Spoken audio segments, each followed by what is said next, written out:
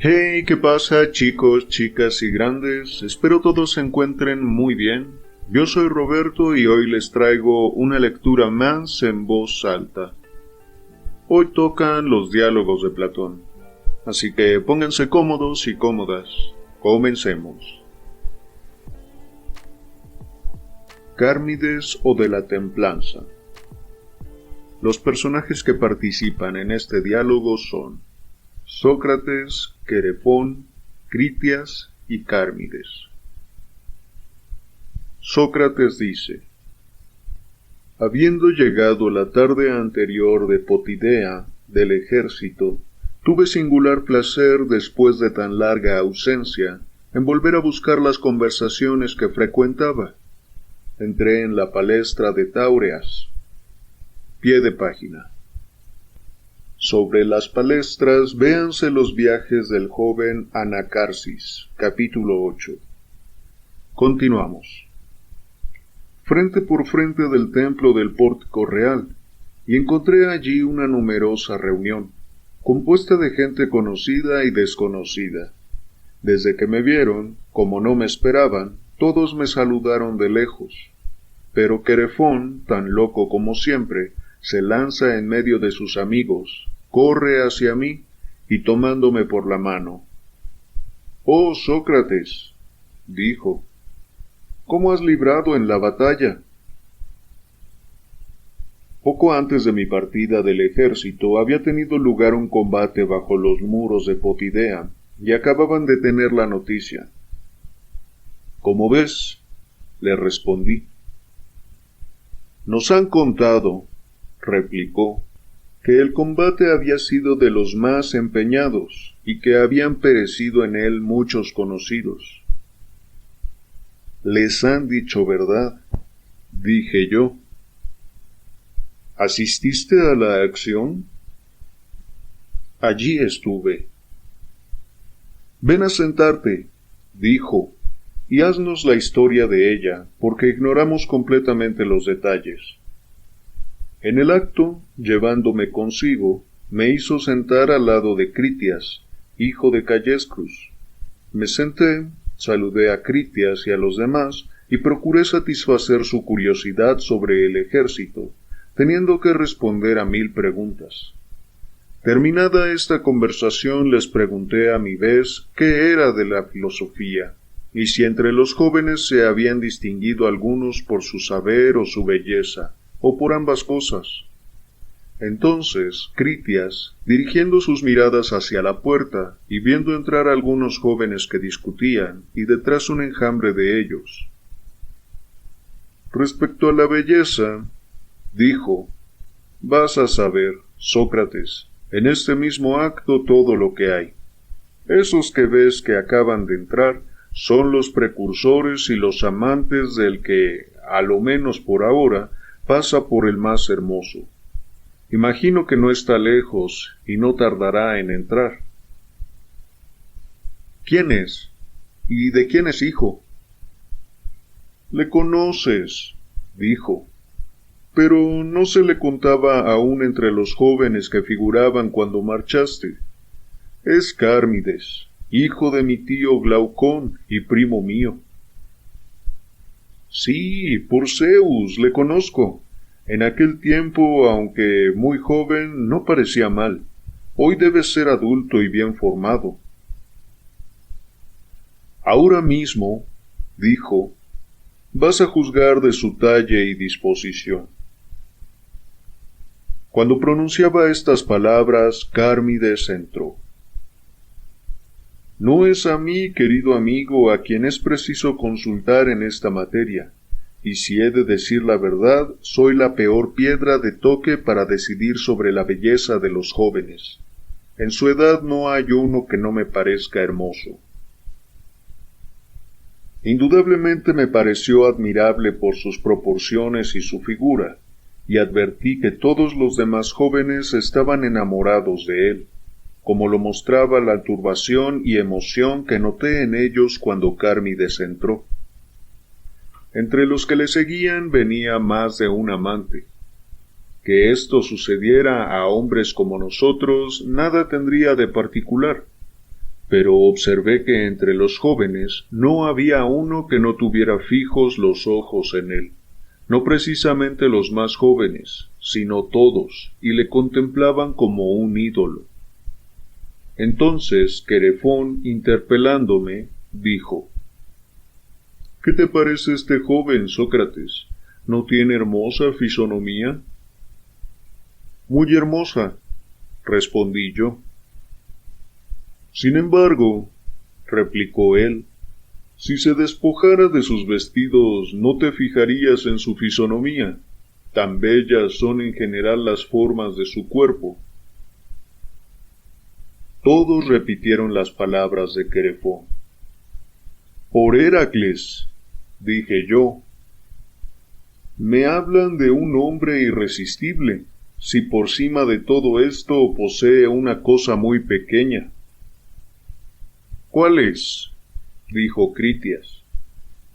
Que la naturaleza, repliqué yo, le haya tratado con la misma generosidad respecto del alma, y creo que así sucederá, puesto que este joven es de tu familia. Pues tiene un alma muy bella y muy buena, me respondió. ¿Y por qué?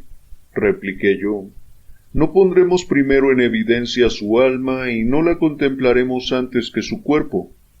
En la edad en que se halla, ¿está en posición de sostener dignamente una conversación? Perfectamente, dijo Critias, porque ha nacido filósofo, y si hemos de creer a él y a todos los demás, es también poeta. Talento que les es hereditario, mi querido Critias, y que lo deben a su parentesco con Solón.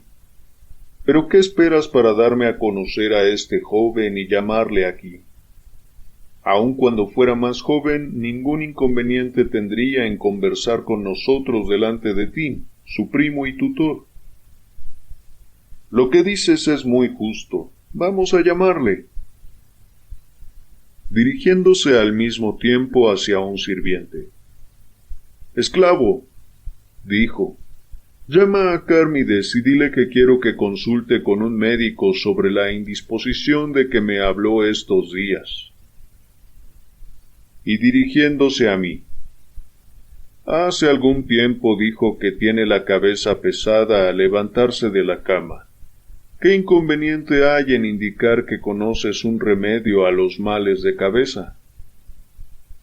Ninguno, con tal que venga.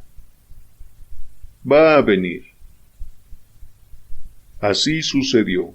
Cármides vino, y dio ocasión a una escena divertida. Cada uno de nosotros que estábamos sentados empujó a su vecino, estrechándole para hacer sitio y conseguir que Cármides se sentara a su lado, resultando de estos empujones individuales que los dos que estaban a los extremos del banco, el uno tuvo que levantarse y el otro cayó en tierra. Sin embargo, Cármides se adelantó y se sentó entre Critias y yo. Pero entonces, oh amigo mío, me sentí todo turbado, y perdí repentinamente aquella serenidad de antes, con la que contaba para conversar sin esfuerzo con él. Después Critias le dijo que era yo el que sabía un remedio. Él volvió hacia mí sus ojos como para interrogarme, echándome una mirada que no me es posible describir, y todos cuantos estaban en la palestra se apuraron a colocarse en círculo alrededor de nosotros. En este momento, querido mío, mi mirada penetró por entre los pliegues de su túnica. Se enardecieron mis sentidos, y en mi transporte comprendí hasta qué punto Sidias es inteligente en amor, cuando hablando de un bello joven y dirigiéndose a un tercero, le dice: «No vayas, inocente Gamo, a presentarle al león si no quieres que te despedace». En cuanto a mí, me he creído cogido entre sus dientes. Sin embargo, como me preguntó si sabía un remedio para el mal de cabeza, le respondí no sin dificultad que sabía uno. ¿Qué remedio es?, me dijo. Le respondí que mi remedio consistía en cierta hierba, pero que era preciso añadir ciertas palabras mágicas, que pronunciando las palabras y tomando el remedio al mismo tiempo, se recobraba enteramente la salud, pero que por el contrario, las hierbas sin las palabras no tenían ningún efecto. Pero él dijo: voy pues a escribir las palabras que tú vas a decirme. ¿Las diré a petición tuya o sin ella? A mi ruego, Sócrates, replicó riéndose. Sea así, pero ¿sabes mi nombre? Sería una falta en mí el ignorarlo, dijo. En el círculo de jóvenes casi eres tú el principal objeto de nuestras conversaciones, y respecto a mí mismo, recuerdo bien haberte visto, siendo niño, muchas veces en compañía de mi querido Critias. Perfectamente, repliqué yo. Seré más libre para explicar en qué consisten estas palabras mágicas, porque no sabía cómo hacerte comprender su virtud. Es tal su poder que no curan solo los males de cabeza. Quizás has oído hablar de médicos hábiles.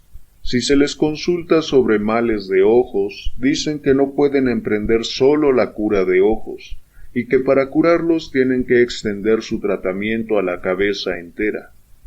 En igual forma, imaginar que se puede curar la cabeza sola, despreciando el resto del cuerpo, es una necedad. Razonando de esta manera, tratan el cuerpo entero y se esfuerzan en cuidar y sanar la parte con el todo. ¿No crees tú que es así como hablan y como pasan las cosas? Es verdad, respondió.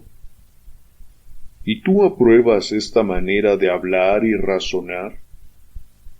No puedo menos, dijo.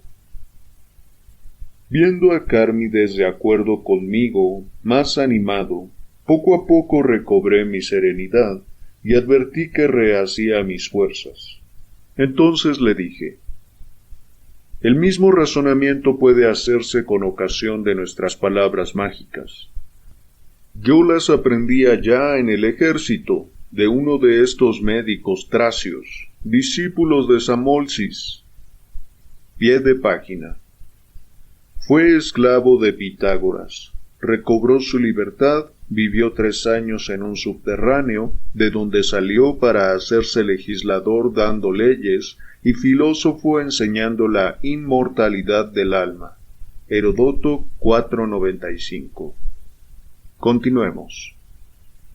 Que pasan por tener el poder de hacer a los hombres inmortales. Este Tracio declaraba que los médicos helenos tienen 100 veces razón para hablar, como yo les hice hablar antes, pero añadía: Samolxis nuestro rey, y por añadidura un dios, pretende que si no debe emprenderse la cura de los ojos sin la cabeza, ni la cabeza sin el cuerpo, tampoco debe tratarse el cuerpo sin el alma, y que si muchas enfermedades se resisten a los esfuerzos de los médicos helenos, procede de que desconocen el todo, del que por el contrario debe tenerse el mayor cuidado. Pero yendo mal el todo, es imposible que la parte vaya bien. Del alma, decía este médico, parten todos los males y todos los bienes del cuerpo, y del hombre en general, e influye sobre todo lo demás, como la cabeza sobre los ojos. El alma es la que debe ocupar nuestros primeros cuidados, y los más asiduos, si queremos que la cabeza y el cuerpo entero estén en buen estado. Pie de página. Cotéjese este pasaje con las preciosas páginas del final del Timeo. Continuemos. Querido mío, añadía, se trata al alma valiéndose de ciertas palabras mágicas. Estas palabras mágicas son los bellos discursos.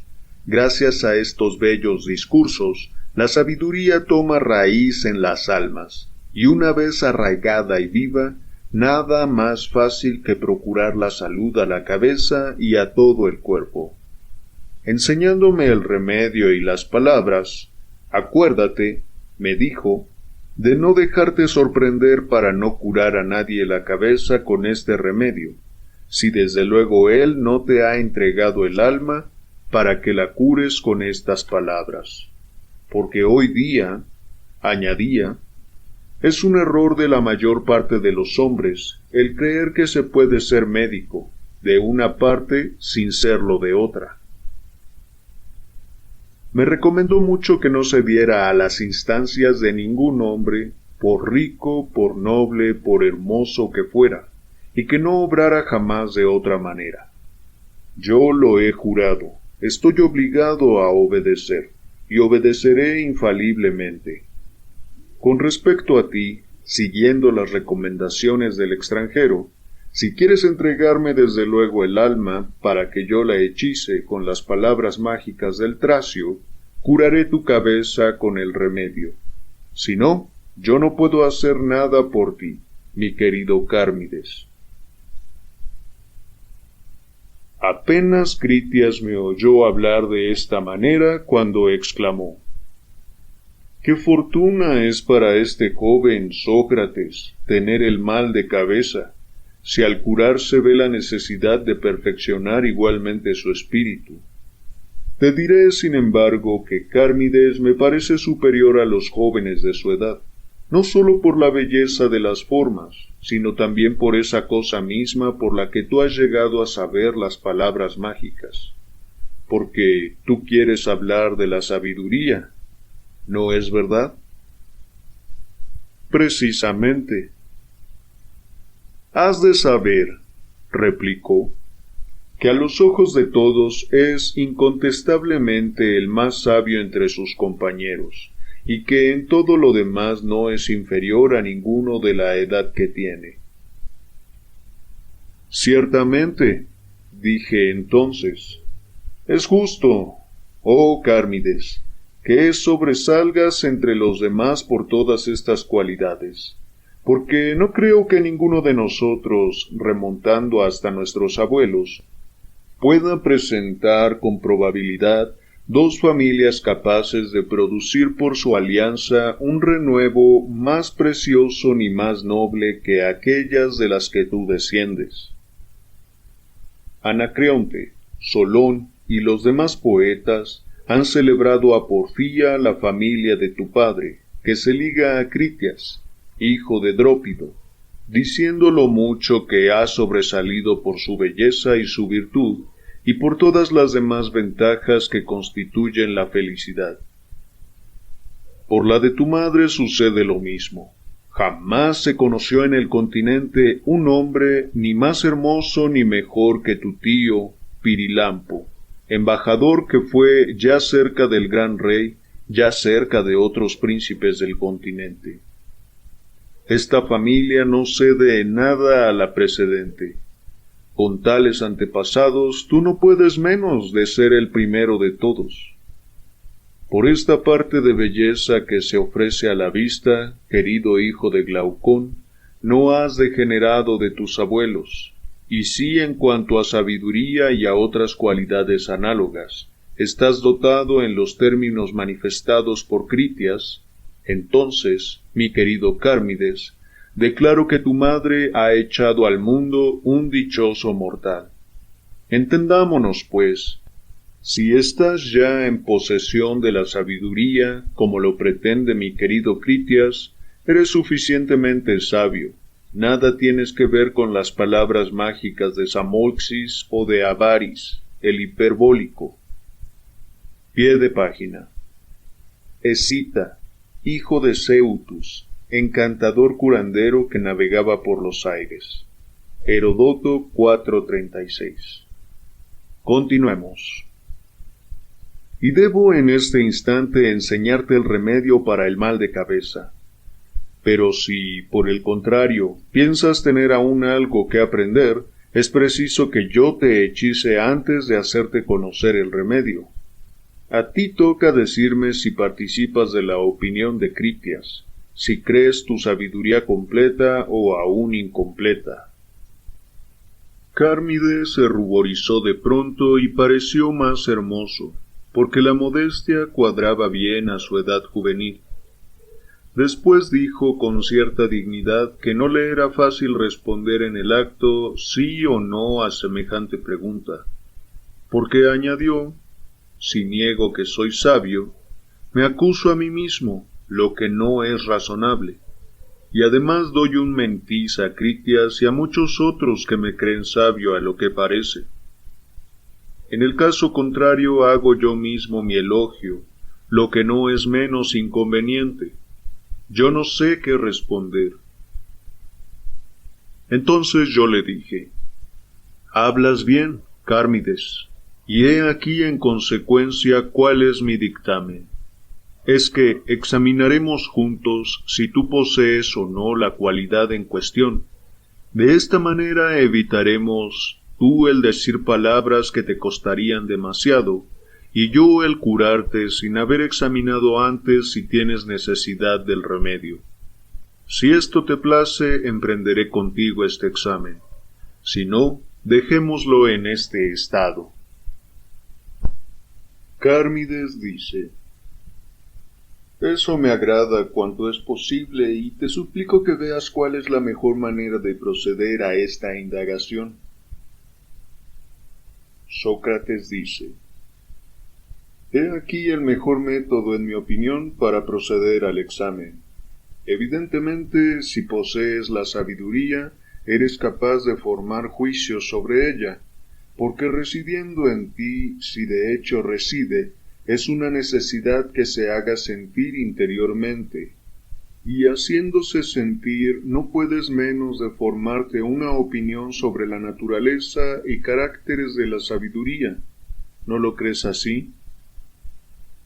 Cármides responde: así lo creo. Sócrates dice: ¿y lo que piensas, sabiendo el griego, puedes expresarlo tal como está en tu espíritu? Cármides responde: quizá. Sócrates dice: para que sepamos si la sabiduría reside en ti o no, dinos, ¿qué es la sabiduría en tu opinión? Al pronto, Cármides dudó, y estuvo indeciso si responder o no. Sin embargo, concluyó por decir que la sabiduría le parecía consistir en hacer todas las cosas con moderación y medida, en andar, hablar, obrar en todo de esta manera. En una palabra, añadió, la sabiduría es a mi juicio una cierta medida. Sócrates dice: ¿eso es cierto? Se dice comúnmente, querido Cármides, que los que proceden con medida son sabios, pero ¿hay razón para decirlo? Examinémoslo. Dime, ¿la sabiduría se la cuenta entre las cosas bellas? Cármides responde: sí. Sócrates dice: ¿y qué es más bello para un maestro de escuela, escribir ligero o con medida? Cármides responde: escribir ligero. Sócrates pregunta: ¿leer ligero o con lentitud? Cármides responde: ligero. Sócrates dice: ¿y tocar la lira con soltura y luchar con agilidad no es más bello que hacer todas estas cosas con mesura y lentitud? Cármides responde: sí. Sócrates dice: ¿y qué? ¿En el pugilato y en los combates de todos géneros no sucede lo mismo? Cármides responde: absolutamente. Sócrates dice: el salto, la carrera y todos los ejercicios del cuerpo ¿no son bellos cuando se ejecutan con agilidad y ligereza, y feos cuando se ejecutan con pesadez, embarazo y mesura? Cármides: así parece. Sócrates: Resulta pues que por lo menos en lo relativo al cuerpo no es la mesura sino la velocidad y agilidad las que son bellas, ¿no es así? Cármides. Sin duda. Sócrates. ¿Pero la sabiduría es bella? Cármides. Sí. Sócrates. Luego, por lo menos en lo que concierne al cuerpo, no es la mesura o medida, sino la velocidad la que constituye la sabiduría, puesto que la sabiduría es una cosa bella. Cármides.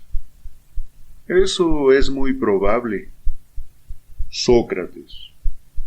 ¿Pero qué? ¿Cuál es más bello, la facilidad o la dificultad en aprender? Cármides.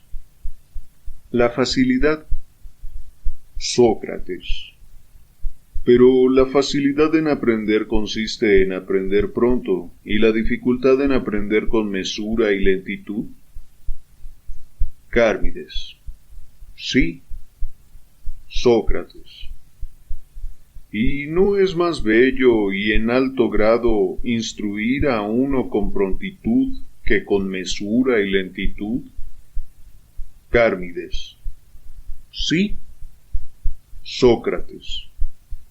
En la reminiscencia y en el recuerdo, ¿la mesura y la lentitud son más bellas o bien lo son la fuerza y la rapidez?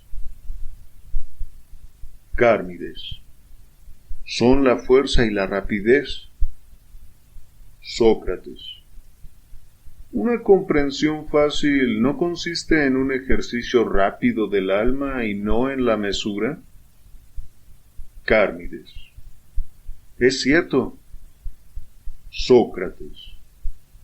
Por consiguiente, cuando se trata de comprender las lecciones de un maestro, sea las lenguas, sea de música, sea de cualquiera otra cosa, no es la gran mesura, sino la gran velocidad la que es verdaderamente bella.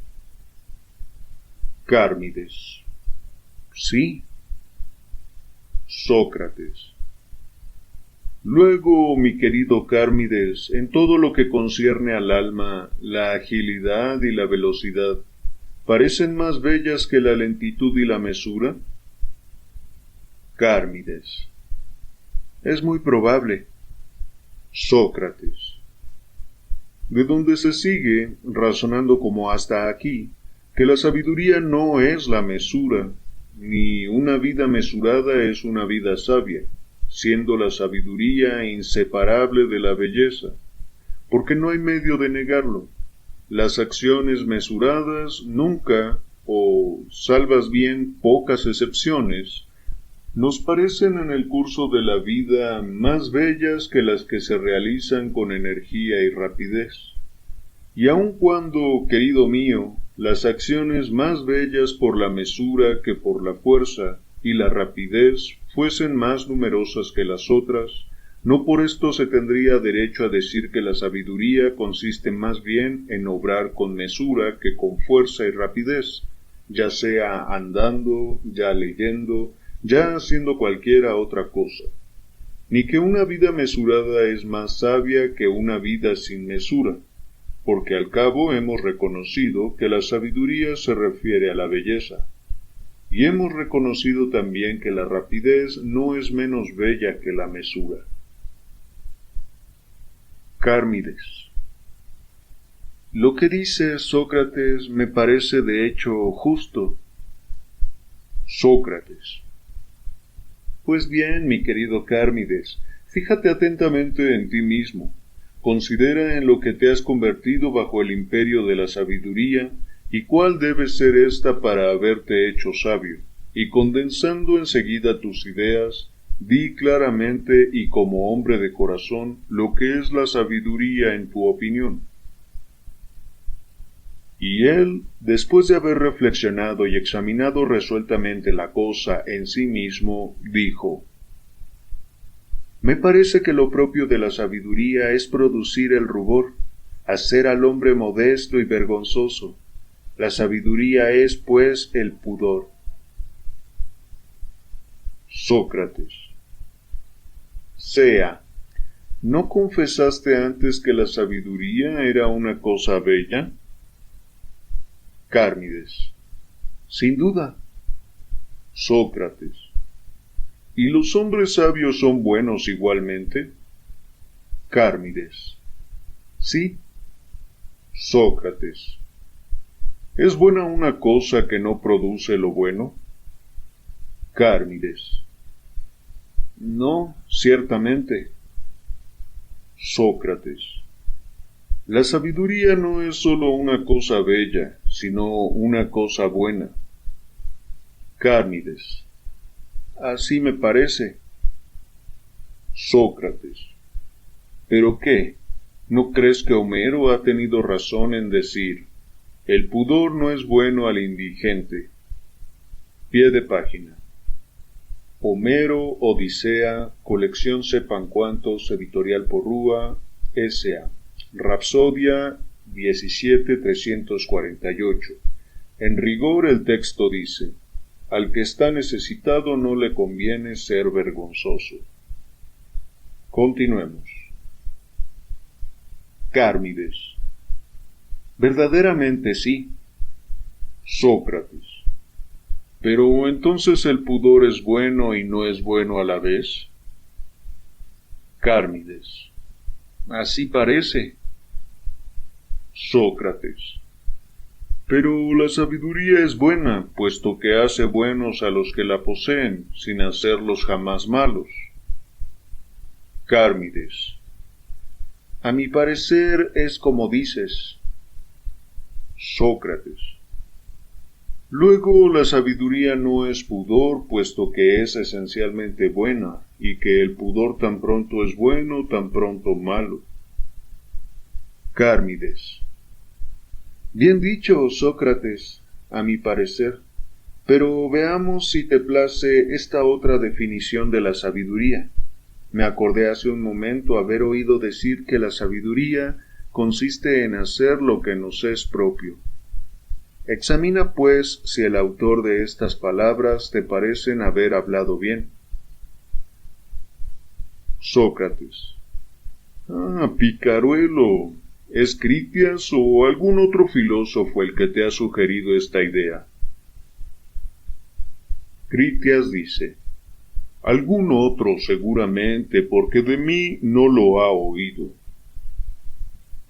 Cármides. ¿Qué importa, Sócrates, de quién lo he oído? Sócrates. De ninguna manera importa, porque, por regla general, no hay que examinar quién ha dicho esto o aquello, sino si está bien dicho. Cármides. Perfectamente. Sócrates. Pero, por Zeus, si descubrimos lo que esto significa, no me sorprenderé poco. Es un verdadero enigma. Cármides. ¿Por qué? Sócrates. Porque no ha reflexionado en el sentido de las palabras el que ha dicho que la sabiduría consiste en hacer lo que nos es propio. Veamos, ¿piensas que el maestro de escuela no hace nada cuando lee o escribe? Cármides. Nada de eso. Sócrates. ¿Pero crees que se limita a leer o escribir su propio nombre? ¿No les instruye a ustedes, jóvenes, no les hace escribir los nombres de sus enemigos, lo mismo que los de ustedes, y los de sus amigos? Cármides. Así es la verdad. Sócrates. ¿Y obrando de esa manera eran unos insensatos? Cármides. Nada de eso. Sócrates. Sin embargo, ustedes no hacían solo lo que les era propio, si es que leer y escribir es hacer alguna cosa. Cármides. Ciertamente es hacer alguna cosa. Sócrates. Y curar, querido mío, construir, tejer y ejecutar cualquier obra en cualquier arte es sin duda alguna cosa. Cármides. Seguramente. Sócrates. ¿Pero qué? ¿Te parecería bien administrada la ciudad en la que la ley ordenase a cada ciudadano tejer y lavar sus ropas, hacer su calzado, su vendaje, sus frascos de perfumes y todo lo demás, de suerte que, sin echar mano a lo que no le perteneciera, amoldara e hiciera por sí mismo todo lo que le fuese propio? Cármides. Ese no es mi dictamen. Sócrates. Sin embargo, si fuese gobernada sabiamente, ¿sería bien administrada? Cármides. Necesariamente. Sócrates. Luego, la sabiduría no consiste en hacer todas estas cosas ni en hacer lo que nos es propio. Cármides. No, evidentemente. Sócrates. Luego hablaba enigmáticamente, como yo dije antes, el que decía que la sabiduría consiste en hacer lo que nos es propio, porque no podía ser tan sencillo que lo entendiera como nosotros. ¿O quizá estas palabras son de un insensato? Cármides. Nada de eso, son de un hombre que me parecía de hecho un sabio. Sócrates. Nada más cierto entonces que ha querido proponerte un enigma, porque es muy difícil en verdad saber lo que significan estas palabras, hacer lo que nos es propio. Cármides. Quizá. Sócrates. Veamos, ¿qué es hacer lo que nos es propio? ¿Puedes decírmelo? Cármides. Yo no sé nada, por Zeus, pero no sería imposible que el que ha hablado de esta manera se comprendiera a sí mismo. Al decir esto, se sonreía y dirigía sus miradas hacia Critias, que estaba visiblemente en brasas hacía rato, deseoso de aparecer ventajosamente delante de Cármides y de todos los que allí estaban. Se había contenido hasta entonces, haciendo un sacrificio, pero en este momento no era ya dueño de sí mismo. Entonces vi en claro que no me había engañado, conjeturando que Critias era el autor de la última respuesta de Cármides, con motivo de la sabiduría. En cuanto a éste, poco empeñado en defender esta definición y queriendo dejarlo a cargo del que la había inventado, aguijoneaba a Critias, afectando mirarle como un hombre reducido al silencio.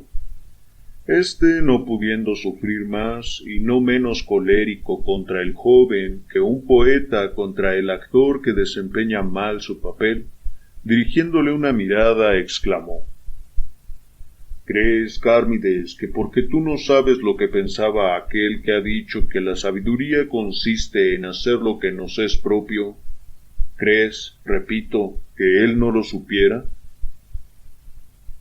Sócrates. Ah, mi querido Critias, ¿es extraño que tan tierno joven ignore estas cosas? Tú, por el contrario, estás en edad de saberlas, sobre todo después de tus muchos estudios. Si eres de dictamen que la sabiduría es lo que él decía, y si te consideras con fuerza para explicar esta proposición, tendré mucho gusto en examinarla contigo, para ver si es verdadera o falsa. Critias.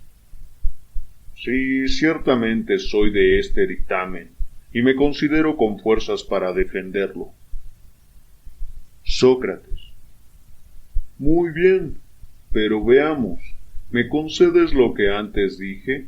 ¿Que todos los artífices trabajan en alguna cosa? Critias. Sin duda. Sócrates. ¿Y te parece que trabajan únicamente en las cosas que les son propias, o bien en las que conciernen a otros? Critias. También en las que conciernen a otros. Sócrates. Son sabios, aun cuando no trabajen únicamente en lo que les es propio. Critias. ¿Y qué significa eso? Sócrates. Para mí, nada. Pero mira, si esto no significara nada para el que, después de haber sentado que la sabiduría consiste en hacer lo que nos es propio, reconoce enseguida y tiene por sabios igualmente a los que hacen lo que conciernen a otros. Critias. ¿Pero qué? ¿He reconocido por sabios a los que hacen lo que concierne a los demás, o los que trabajan en este sentido? Sócrates. Veamos, ¿es que hay diferencia a tus ojos entre hacer una cosa y trabajar en ella? Critias. Sí, verdaderamente, la hay, y no hay que confundir los términos trabajar y ocuparse. He aprendido de Hesiodo esto: ninguna ocupación es deshonrosa. Pie de página. Hesiodo, Las obras y los días, 311. Continuamos. Si por ocuparse y hacer hubiera entendido las cosas de que tú hablas antes, ¿crees que hubiera querido decir: no es vergonzoso para nadie coser sus zapatos, vender escabeche o estar despachando en una tienda? No, Sócrates, no, sino que él sin duda ha creído que una cosa de hacer y ocuparse y otra es trabajar, y que puede haber algo de vergonzoso en un trabajo sin relación con lo bello, lo que nunca sucede con la ocupación. Trabajar en vista de lo bello y de lo útil, he aquí lo que llama ocuparse, y los trabajos de este género son para él ocupaciones y actos. Estos son los únicos que considera como propios. Todo lo que nos es dañoso nos es extraño. En este sentido, no lo dudes, es como Hesiodo, y con él todo hombre de buen juicio llama sabio al que hace lo que es propio. Sócrates. Oh, Critias, desde tus primeras palabras sospeché que por lo que nos es propio, lo que nos concierne, querías decir el bien, y por acción el trabajo de los hombres de bien. Porque he oído a Pródico hacer 1000 y 1000 distinciones entre palabras. Pie de página. Véase el Cratilo, el Eutidemo y el Protágoras. Continuemos. Sea así, da a las palabras el sentido que te agrade. Me basta que las definas al tiempo de emplearlas. Volvamos ahora a nuestra indagación y respóndeme claramente.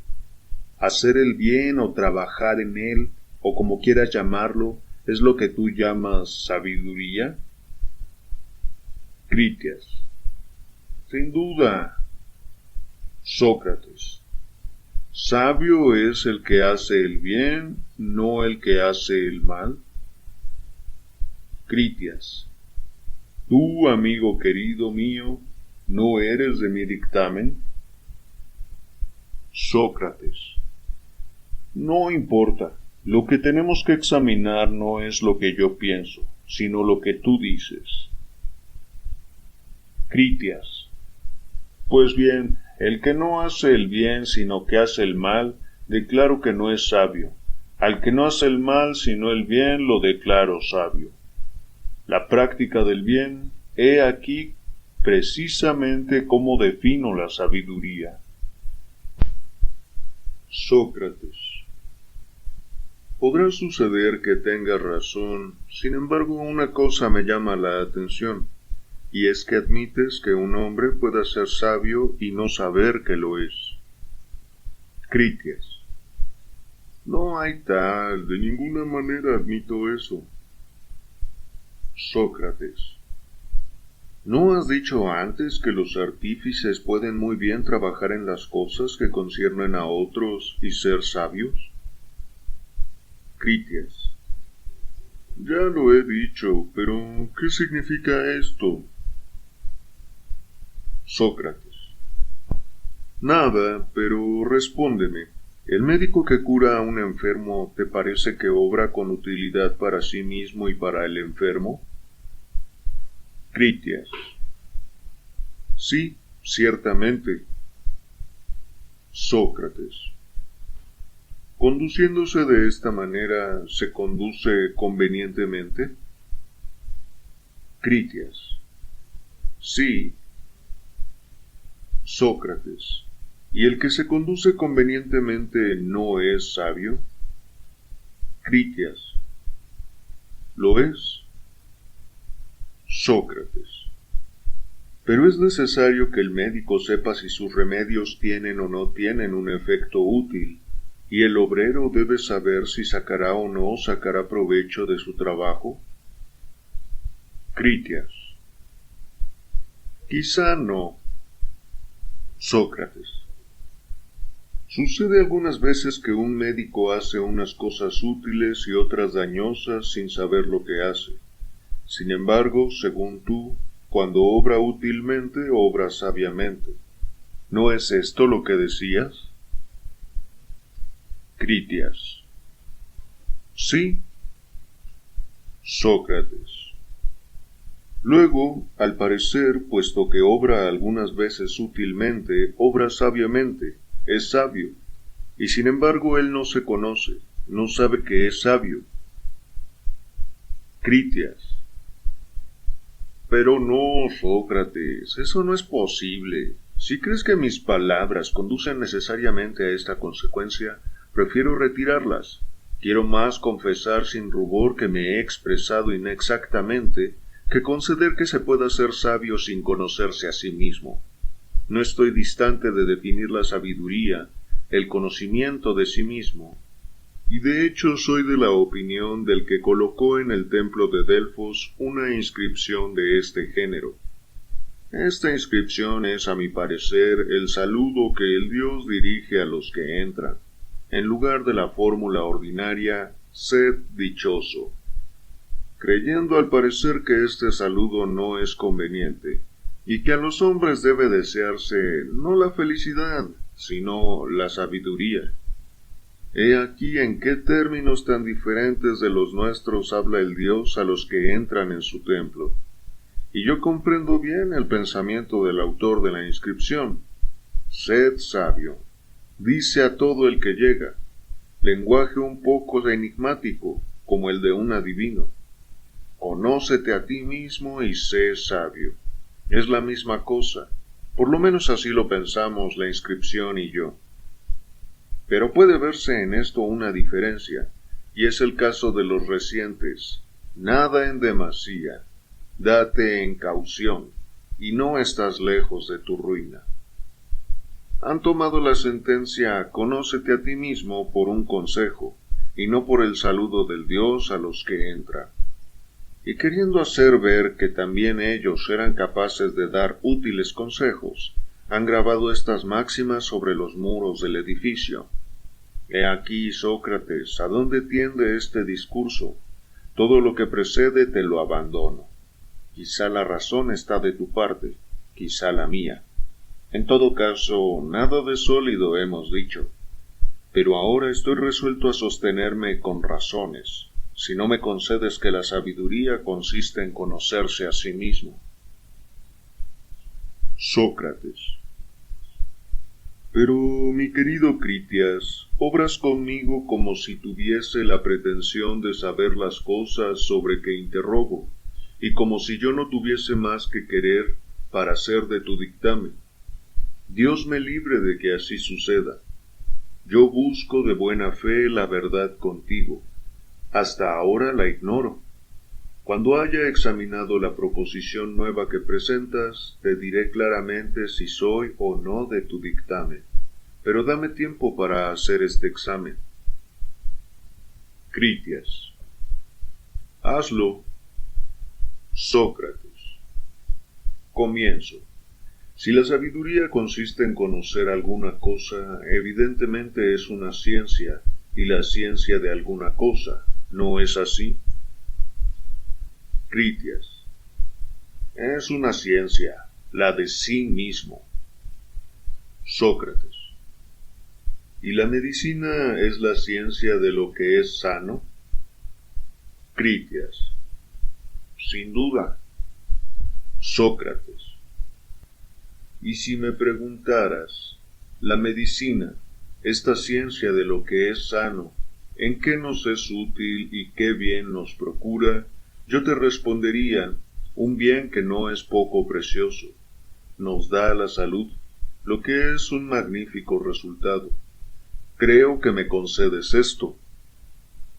Critias. Lo concedo. Sócrates. Y si me preguntaras, la arquitectura, que es la ciencia de construir, qué bien nos procura, yo te respondería las casas. Lo mismo respecto de las demás artes. Tú que dices que la sabiduría es la ciencia de sí mismo, estás en el caso de responder al que te pregunte. Critias, la sabiduría que es la ciencia de sí mismo, qué bien nos procura que sea excelente y digno de su nombre. Vamos, habla. Critias. Pero Sócrates, tú no razonas con exactitud. La sabiduría no es semejante a las otras ciencias.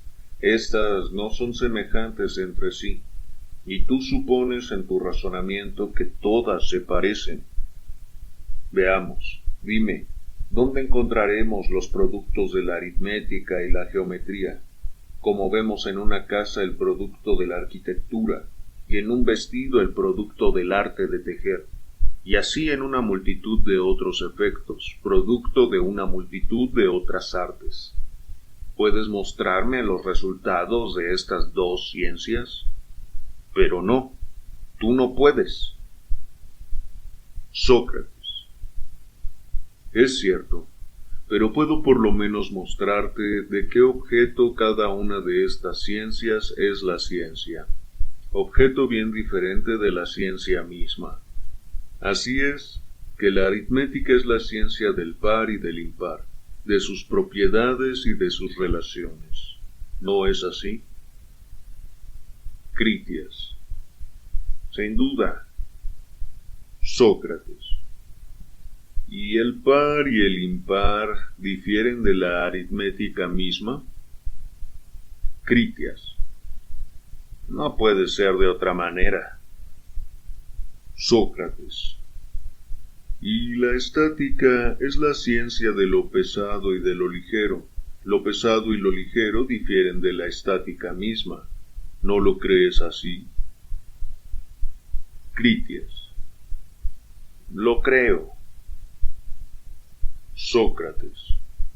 Pues bien, dime, ¿cuál es el objeto de la ciencia de la sabiduría que sea distinto de la sabiduría misma? Critias. Veamos, el punto en que estamos, Sócrates. De cuestión en cuestión acabas de hacer ver que la sabiduría es de otra naturaleza que las otras ciencias, y a pesar de eso te obstinas en buscar su semejanza con ellas. Esta semejanza no existe, pues mientras que todas las demás ciencias son ciencias de un objeto particular, y no del todo de ellas mismas, sólo la sabiduría es la ciencia de otras ciencias y de sí misma. Esta distinción no puede ocultarse, y creo que haces ahora lo que declarabas antes no querer hacer. Te propones solo combatirme y refutarme, sin fijarte en el fondo de las cosas. Sócrates. ¿Pero qué? ¿Puedes creer que, si yo te estrecho con mis preguntas, sea por otro motivo que por el que me obligaría a dirigirme a mí mismo y examinar mis palabras? Quiero decir, el temor de engañarme pensando saber lo que yo no sabría. No, te lo aseguro. Solo un objeto he tenido, ilustrar la materia de esta discusión. Primero por mi propio interés, y quizá también por el de algunos amigos. porque no es un provecho común para todos los hombres que la verdad sea conocida en todas las cosas. Critias. Seguramente, Sócrates. Sócrates. Ánimo, pues, amigo mío, responde a mis preguntas, según tu propio juicio, sin inquietarte si es Critias o Sócrates el que lleva la mejor parte. Aplica todo tu espíritu al objeto que nos ocupa, y que sea una sola cosa la que te preocupe, la conclusión a que nos conducirán nuestros razonamientos. Critias. Así lo quiero, porque lo que me propones me parece muy razonable. Sócrates. Habla y dime lo que piensas de la sabiduría. Critias. Pienso que, única entre todas las demás ciencias, la sabiduría es la ciencia de sí misma y de todas las demás ciencias. Sócrates. Luego será también la ciencia de la ignorancia, si lo es de la ciencia. Critias. Sin duda. Sócrates. Por consiguiente, sólo el sabio se conocerá a sí mismo y estará en posición de juzgar de lo que sabe y de lo que no sabe.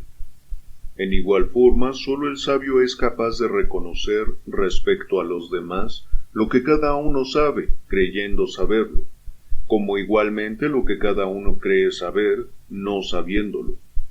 Ningún otro puede hacer otro tanto. En una palabra, ser sabio, la sabiduría, el conocimiento de sí mismo, todo se reduce a saber lo que se sabe y lo que no se sabe. ¿No piensas tú lo mismo? Critias. Sí. Sócrates. Te llamo otra vez la atención y con estas serán 3, número que está consagrado al Dios libertador, para que examinemos, como si comenzáramos esta indagación, primero, si es posible o no saber que una persona sabe lo que sabe y no sabe lo que no sabe. Enseguida, suponiendo esto posible, ¿qué utilidad puede resultar en saberlo? Pie de página. La sutil discusión que sigue comprende 2 partes distintas. Primera, ¿es posible la ciencia de la ciencia y de la ignorancia? Segunda, ¿es útil? Continuemos. Critias. Sí, examinémoslo. Sócrates.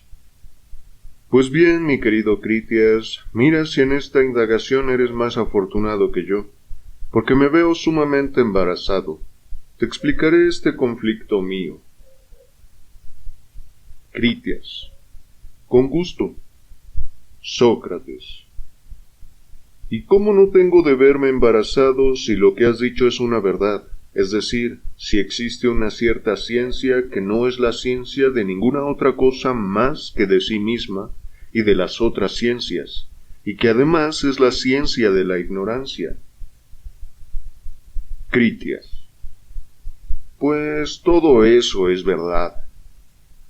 Sócrates. Mira, querido mío, que sentamos por base una idea absurda. Considérala aplicada a otros objetos y te parecerá, estoy seguro de ello, perfectamente irracional. Critias. ¿Cómo puede suceder eso y en qué objetos? Sócrates. He aquí, ¿concibes una vista que no viese ninguna de las cosas que ven las demás vistas, pero que sea la vista de sí misma y de las demás vistas, y hasta de lo que no es visto? ¿Concibes una vista que no viese el color, a pesar de ser vista, pero que se viese a ella misma y las demás vistas? ¿Crees que semejante vista existe? Critias. No, por Zeus. Sócrates. ¿Concibes un oído que no oyese ninguna voz, pero que sí oyese a sí mismo y a los otros oídos, y hasta lo que no es oído? Critias. Tampoco. Sócrates. Considerando todos los sentidos a la vez, ¿te parece posible que haya uno que sea el sentido de sí mismo y de los otros sentidos, pero que no sienta nada de lo que los otros sentidos sienten? Critias. No, ciertamente. Sócrates. ¿Te parece posible que haya un deseo que no sea el deseo del placer, y que sólo lo sea de sí mismo y de los otros deseos? Critias. No. Sócrates. Una voluntad que no quisiera ningún bien, pero que se quisiera a sí misma y a las otras voluntades. Critias. Nada de eso. Sócrates. ¿Puedes concebir que exista un amor que no es el amor de ningún género de belleza, sino de sí mismo y de los otros amores? Critias. De ninguna manera. Sócrates. ¿Puedes imaginar un temor que se teme a sí mismo y a los demás temores, pero que no teme ningún peligro? Critias. No lo imagino. Sócrates. Una opinión que es la opinión de las demás opiniones y de sí misma, y que no se refiere a ninguno de los objetos ordinarios de la opinión. Critias. Nada de eso. Sócrates. Y sin embargo, afirmamos que existe una ciencia que no es la ciencia de ningún conocimiento particular, sino la ciencia de sí misma y de las otras ciencias. Critias. Así lo afirmamos. Sócrates. Es cosa bien extraña si existe semejante ciencia. Sin embargo, no nos apuremos a negar que exista, y procuremos examinarla aún. Critias. Tienes razón. Sócrates. Veamos. Esta ciencia es la ciencia de alguna cosa y tiene la propiedad de referirse a alguna cosa, ¿no es así? Critias. Seguramente. Sócrates. Decimos de la cosa que es más grande, que tiene la propiedad de serlo más que cualquiera otra. Critias. Sin duda. Sócrates. ¿Más que todo lo que es más pequeño, porque ella es más grande? Critias. Necesariamente. Sócrates.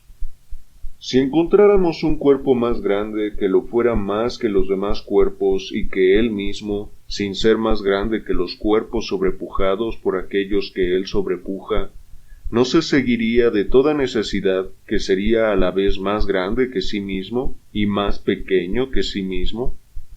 ¿Qué dices a esto? Critias. Eso sería de toda necesidad, Sócrates. Sócrates.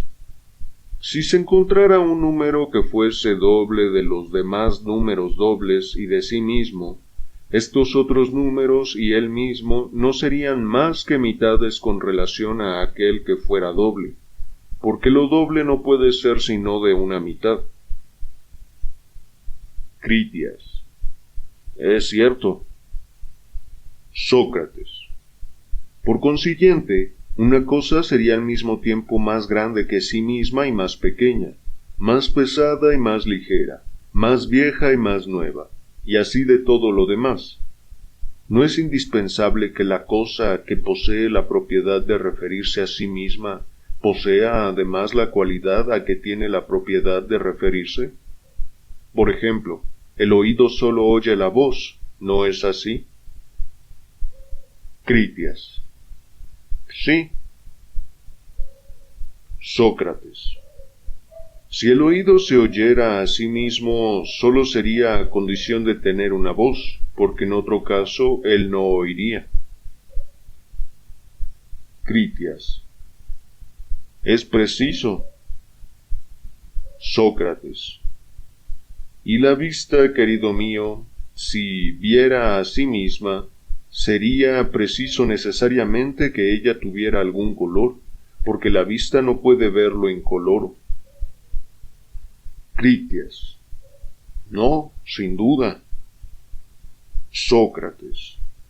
Ya ves, Critias, que de las cosas que acabamos de recorrer, las unas no pueden absolutamente referirse a sí mismas, y no es probable que las demás puedan hacerlo en cuanto a la magnitud, al número y a otras cosas semejantes. Es de hecho imposible, ¿no es así? Critias. Ciertamente. Sócrates. En cuanto al oído y la vista, en cuanto al movimiento que tuviera la propiedad de moverse, al calor que tuviera la de calentarse, y todas las cosas de este género, muchas personas no querrían creerlo, pero quizá otras lo creerán. Se necesita nada menos que un hombre de genio, mi querido amigo, para decidir una última apelación, y de una manera general, si algo de lo que existe ha recibido de la naturaleza la propiedad de referirse a sí mismo, refiriéndose toda cosa a otra cosa, o bien si entre los objetos unos tienen este poder y otros no. Y en fin, en el caso de que algunos pudieran referirse a sí mismos, si la ciencia que llamamos sabiduría estaría en este caso. Yo no me considero capaz para resolver estas cuestiones. ¿Es posible que haya una ciencia de la ciencia? Yo no puedo afirmarlo, y aun cuando se probara que existe, no podría admitir que esta ciencia sea la sabiduría antes de haber examinado si, dando esto por supuesto, no sería útil o no, porque me atrevo a declarar que la sabiduría es una cosa buena y útil, pero tú, hijo de Callescrus, que has sentado que la sabiduría es la ciencia de la ciencia, e igualmente de la ignorancia, pruébame en primer lugar que esto es posible, y en segundo que esta cosa posible es además útil. Quizá de esta manera me convencerás de que defines exactamente la sabiduría. Habiendo oído estas palabras y viéndome embarazado, Critias igual a aquellos que con solo ver bostezar bostezan, me pareció tan embarazado como yo. Habituado a verse colmado de elogios, se ruborizaba sólo con notar las miradas de los circunstantes. No se apuraba a confesar que era incapaz de ilustrar las cuestiones que yo le había propuesto. Hablaba sin decir nada claro, y sólo trataba de encubrir su impotencia. Yo, que no quería ahogar la discusión, le dije: «Si te parece bien, querido Critias, demos por concebido que la ciencia de las ciencias es posible, y entonces entraremos en indagaciones acerca de si existe o no existe. Pasaremos de la posibilidad al acto. Supongo esta ciencia perfectamente posible, y te pregunto si es más fácil saber lo que se sabe o lo que no se sabe, porque hemos dicho que en esto consiste en el conocimiento de sí mismo y la sabiduría, ¿no es cierto?» Critias. Sin duda, y eso es muy consiguiente, Sócrates, porque si el hombre posee la ciencia que se conoce a sí misma, es preciso que sea de la misma naturaleza que lo que él posee. Tiene uno la vivacidad, es vivo; la belleza, es bello; la ciencia, es sabio. Y si tiene la ciencia que se conoce a sí misma, será preciso que se conozca a sí mismo. Sócrates. No es esa la dificultad.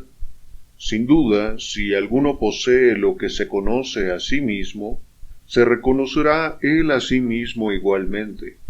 Lo que se quiere averiguar es si el que posee esta ciencia debe necesariamente saber lo que sabe y lo que no sabe.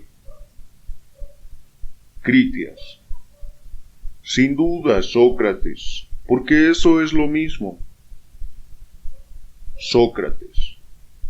Lo será, pero yo lo mismo estoy que estaba, porque no comprendo cómo conocerse a sí mismo es lo mismo que saber lo que se sabe y lo que no se sabe.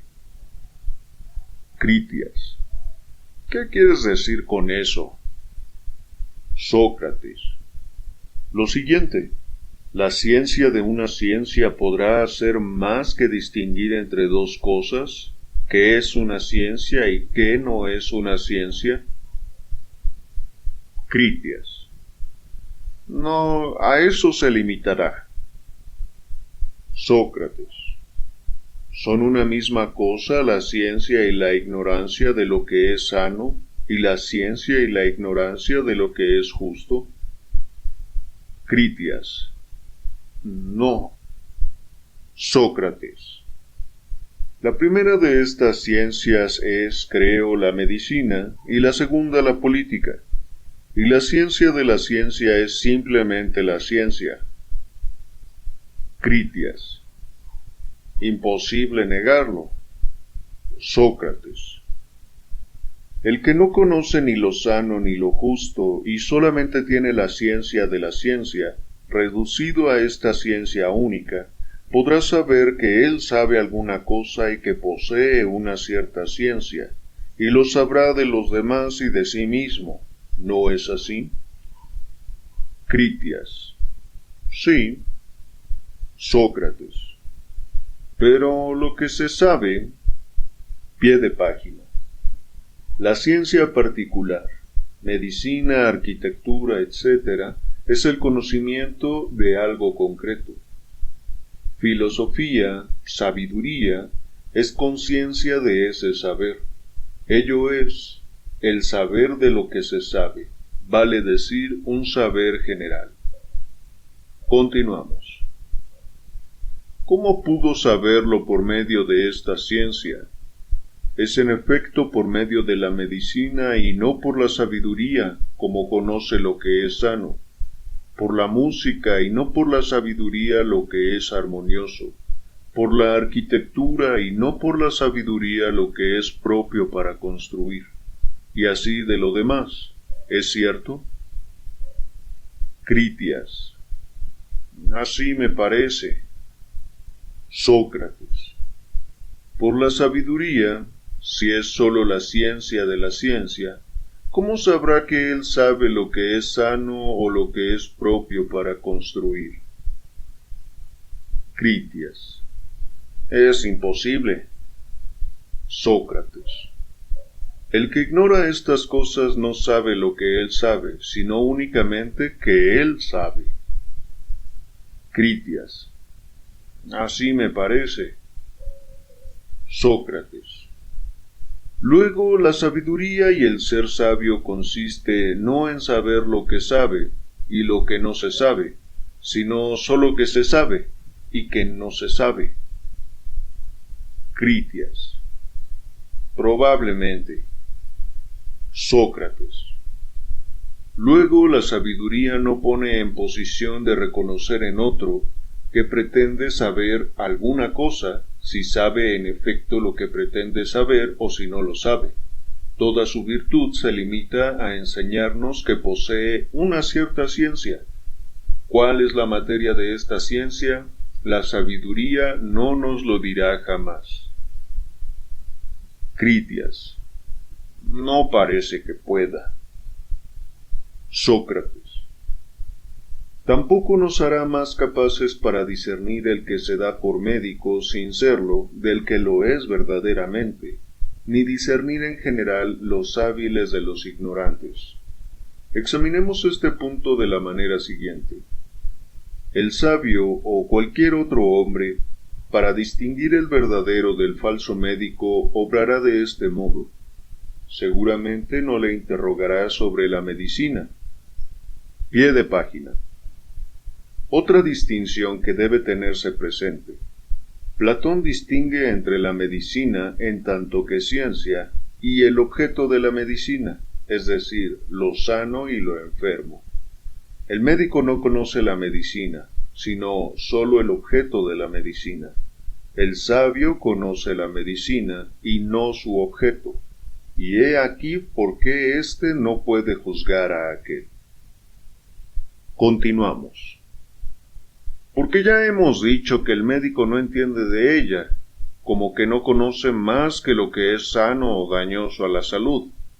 ¿No es así? Critias. Sí, verdaderamente. Sócrates.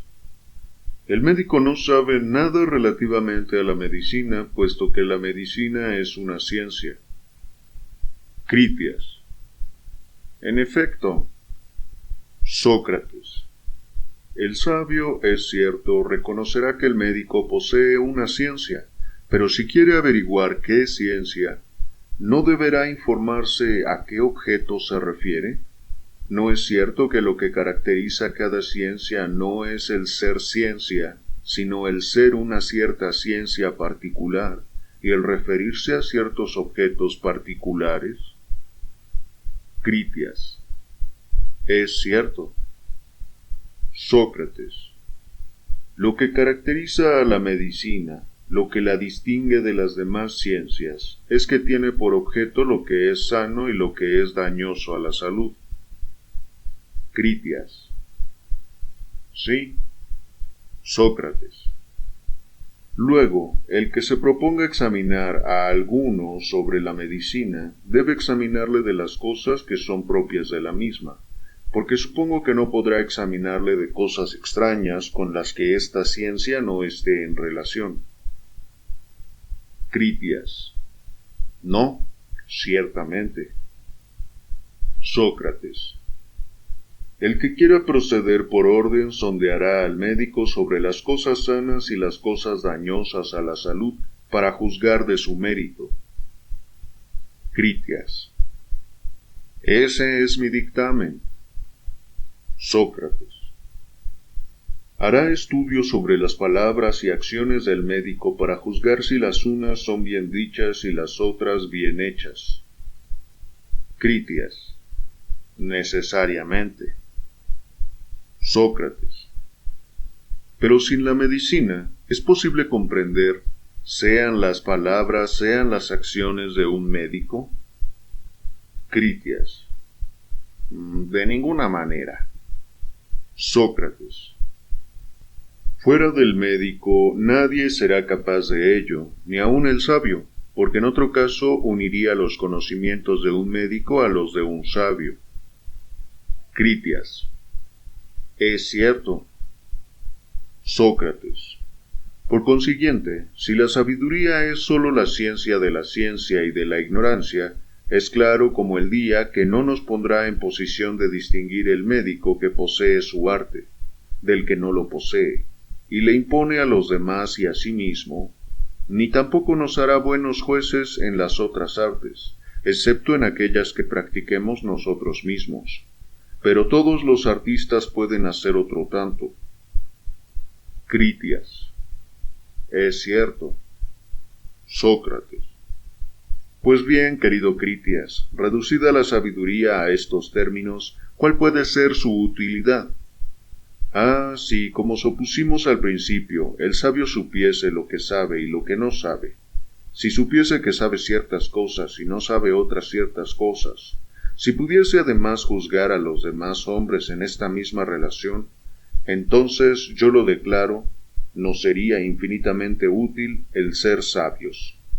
En efecto, pasaríamos la vida exentos de faltas los que tuviéramos la sabiduría, y lo mismo sucedería a los que obraran bajo nuestra dirección, porque respecto de nosotros no intentaríamos hacer lo que no supiéramos, sino que dirigiéndonos a los que lo supieran, a ellos se lo encomendaríamos. Y con respecto a los que estuvieran bajo nuestra dirección, no les permitiríamos hacer sino lo que pudieran hacer bien, es decir, aquello de que tuvieran la ciencia. Una casa administrada de esta manera por la sabiduría estaría necesariamente bien administrada, y lo mismo un estado sería bien gobernado, e igual sucedería en todas partes donde reinara la sabiduría, porque unas gentes que no cometieran faltas, que ajustarían todas sus acciones a las reglas de la razón, necesariamente serían dichosas. ¿No es esto, mi querido Critias, lo que experimentaríamos con motivo de la sabiduría, y lo que mostraríamos para hacer ver cuán ventajoso es saber lo que se sabe y lo que no se sabe? Critias. Es evidente. Sócrates. Sí, pero hasta ahora ya ves que no existe en ninguna parte una ciencia de esta naturaleza. Critias. Lo veo. Sócrates. Pero quizá la sabiduría, tal como nosotros la concebimos ahora, a saber, la ciencia de la ciencia y de la ignorancia, pie de página. Es decir, la ciencia de la ciencia menos el objeto sabido y de la ignorancia, menos el objeto ignorado. Esta última definición es la que Sócrates ha hecho prevalecer sobre la primera. Continuamos. Tiene la ventaja de que el que la posee aprende más fácilmente todo lo que quiere aprender, y se representa todas las cosas con más claridad, estudiándolas a la luz de la ciencia. Quizá le permite juzgar mejor a los demás sobre lo que él mismo ha aprendido, mientras que los que intentan juzgar, sin la sabiduría, lo hacen sin profundidad ni solidez. ¿Son estas, querido mío, las ventajas que debemos esperar de la sabiduría? ¿O bien nos formamos de ella una idea demasiado alta, y buscamos en la misma un valor que no tiene? Critias. No es posible que así sea. Sócrates. Quizá el objeto de nuestra indagación es absolutamente inútil. Lo que me lo hace creer es que me vienen al espíritu extraños pensamientos sobre la sabiduría, tal como la hemos definido. Veamos, si así lo quieres. Convengamos en que la ciencia de la ciencia es posible, y además lo que al principio sentamos, que la sabiduría consiste en saber lo que se sabe y lo que no se sabe, en vez de negarlo. Admitámoslo. Hechas estas concesiones, examinemos con mayor esmero si la sabiduría, supuestas tales condiciones, nos procurará alguna ventaja.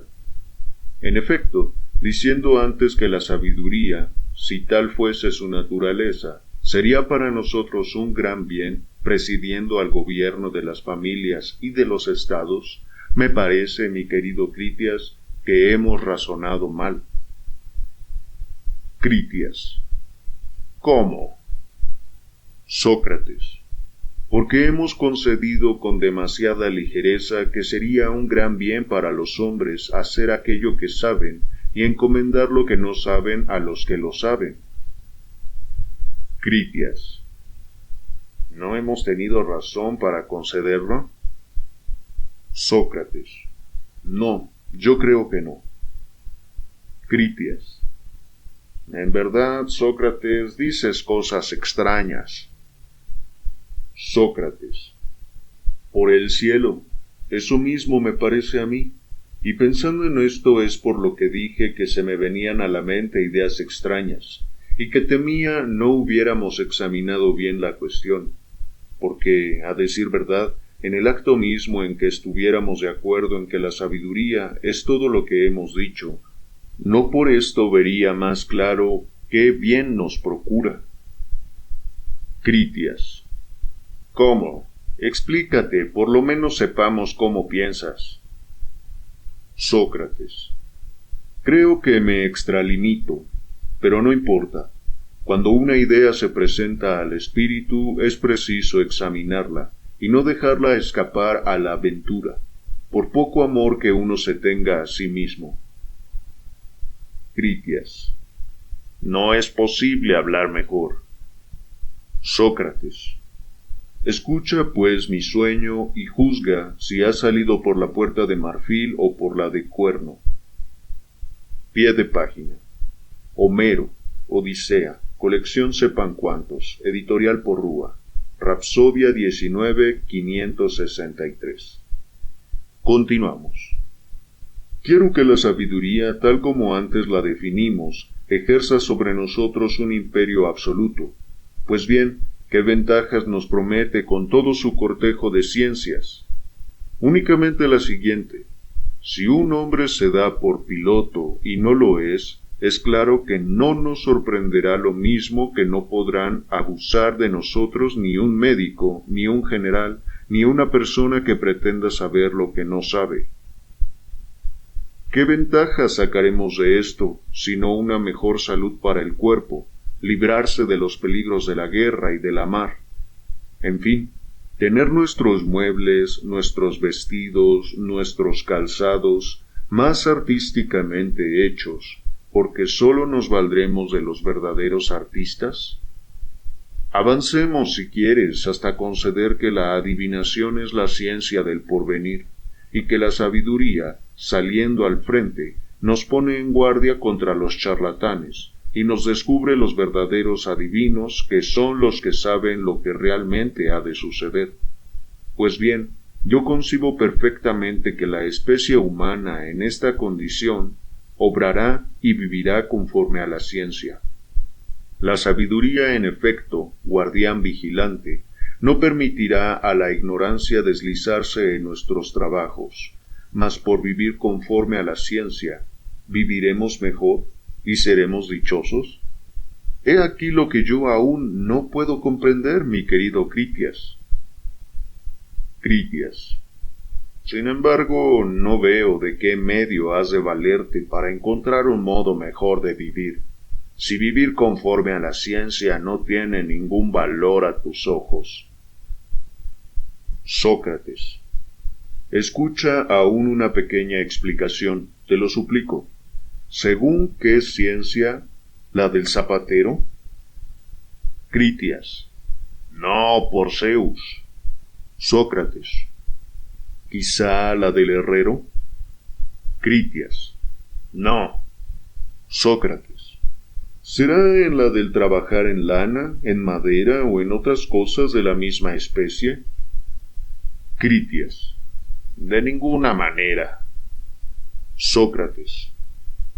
No insistamos más sobre nuestro juicio, que es dichoso el que vive según la ciencia, porque los artistas de que acabamos de hablar viven según la ciencia, y sin embargo, tú no admites que sean dichosos. Al parecer solo tienes por felices a los que viven según ciertas ciencias. Quizá solo concedes este privilegio al que designé yo antes, al que sabe todo lo que debe suceder, al adivino. Critias. A este y también a otros. Sócrates. ¿Cuáles? ¿Será al que una al conocimiento del porvenir? ¿El de lo pasado y lo presente? Supongamos que tal hombre existe. Creo que confesarás que ningún otro, que no sea éste, puede vivir según la ciencia. Critias. Ningún otro. Sócrates. Una pregunta aún. ¿Cuál de estas ciencias es la que hace a este hombre dichoso? ¿O son todas a la vez y en debida proporción? Critias. No, ciertamente, todas en proporción no. Sócrates. Entonces, ¿cuál contribuye más? ¿Es la ciencia de los sucesos presentes, pasados y futuros? ¿Es la del ajedrez? Critias. Ah, el juego de ajedrez. Sócrates. ¿La de los números? Critias. Tampoco. Sócrates. ¿La de lo que es sano? Critias. Quizá. Sócrates. Pero en fin, ¿cuál es la que más contribuye? Critias. La ciencia del bien y el mal. Sócrates. Picaruelo, después de tanto andar me haces girar en un círculo. Ah, ¿por qué desde el principio no me has dicho que vivir dichoso no es vivir según la ciencia en general, ni según todas las ciencias reunidas, sino según la que conoce el bien y el mal? Pero veamos, querido Critias, si separas esta ciencia de todas las demás, ¿nos veremos por eso menos curados por la medicina, calzados por un entendido zapatero, vestidos por un tejedor, y libres de la muerte por mar o en campaña mediante un piloto y un experto general? Critias. No, sin duda. Sócrates. Faltándonos esta ciencia, ninguna de estas cosas llegará a tiempo de manera que nos sea útil. Critias. Dices verdad. Sócrates. Y esta ciencia, a lo que parece, no es la sabiduría, sino aquella cuyo objeto es el sernos útil, porque no es la ciencia de la ciencia y de la ignorancia, sino del bien y del mal. De manera que si es ella la que nos es útil, la sabiduría debe ser para nosotros otra cosa que útil. Critias. ¿Cómo? ¿La sabiduría no nos ha de ser útil? Si es esencialmente la ciencia de las ciencias, domina todas las ciencias, y por consiguiente, superior a la ciencia del bien y del mal, no puede menos de sernos útil. Sócrates. ¿Por ventura es ella la que nos cura y no la medicina? ¿Y los resultados de las otras artes, es ella la que nos lo procura y no cada arte los suyos? ¿No hace ya mucho que hemos reconocido que ella es la ciencia de la ciencia y de la ignorancia y nada más? ¿No es así? Critias. Así parece. Sócrates. Por lo tanto, no se puede esperar de ella la salud. Critias. No, ciertamente. Sócrates. La salud depende de otro arte. ¿Qué dices a esto? Critias. Que es verdad. Sócrates. Tampoco hay que esperar de ella nada útil, mi querido amigo, porque hemos achacado lo útil a otro arte. ¿Es cierto? Critias. Completamente. Sócrates. ¿Cómo entonces la sabiduría nos será útil sin procurarnos ninguna especie de utilidad? Critias. De ninguna manera, Sócrates, a lo que me parece. Sócrates. ¿Ves, pues, mi querido Critias, la razón que tenía para temer, y cuán justamente me acusaba de ser incapaz de examinar con fruto la sabiduría? Porque la mejor cosa, a juicio de todos, no nos parecería desprovista de utilidad. Si yo mismo tuviese, con gran provecho mío, el arte de examinar las cosas, en este momento henos aquí batidos por todas partes, y que en la impotencia de descubrir a qué objeto ha aplicado la palabra sabiduría su inventor. Y sin embargo, cuántas suposiciones hemos hecho que la razón desaprueba. Hemos supuesto que existe una ciencia de la ciencia, a pesar de que la razón no permite ni autoriza semejante concepción. Después hemos supuesto que esta ciencia conoce los objetos de las otras ciencias, cuando tampoco lo permite la razón, y queríamos que el sabio pudiera saber que él sabe lo que sabe y lo que no sabe, y en verdad hemos obrado libremente, haciendo esta última concesión, puesto que hemos considerado ser posible saber, de cierta manera, lo que absolutamente no se sabe, porque admitimos que él sabe y que él no sabe, que es lo más irracional que puede imaginarse. Pues bien, no obstante esta complacencia y esta facilidad, nuestra indagación no ha conseguido encontrar la verdad, y cualquiera que haya sido la definición que de la sabiduría hayamos inventado de común acuerdo, ella nos ha hecho ver con desenfado estar desprovista de utilidad. Con respecto a mí me importa poco, pero tú, mi querido Cármides, yo sufro al pensar que con tu figura y con tu alma muy sabia no tengas nada que esperar de la sabiduría, ni puedas sacar de ella ninguna utilidad en el curso de la vida, aun poseyéndola. Pero sobre todo, siento haber recogido las palabras mágicas del Tracio, y haber aprendido con tanto afán una cosa que ningún valor tiene. Pero no puedo creer que sea así, y es más justo pensar que yo no sé buscar la verdad. La sabiduría es sin duda un gran bien, y si tú la posees eres un mortal dichoso, pero examina atentamente si la posees en efecto, y si no tienes necesidad de palabras mágicas, porque si la posees verdaderamente, entonces sigue mi consejo, y no veas en mí más que un visionario incapaz de indagar ni encontrar nada por el razonamiento. Y tú tente por tanto más dichoso cuanto más sabio seas. Cármides. Por Zeus, Sócrates, no sé si poseo o no poseo la sabiduría, ni cómo puedo saberlo, cuando tú mismo no puedes determinar su naturaleza, por lo menos según tu confesión. Si bien en este punto no te creo, y antes bien pienso tener gran necesidad de tus palabras mágicas, y quiero someterme a su virtud sin interrupción hasta que me digas que es bastante.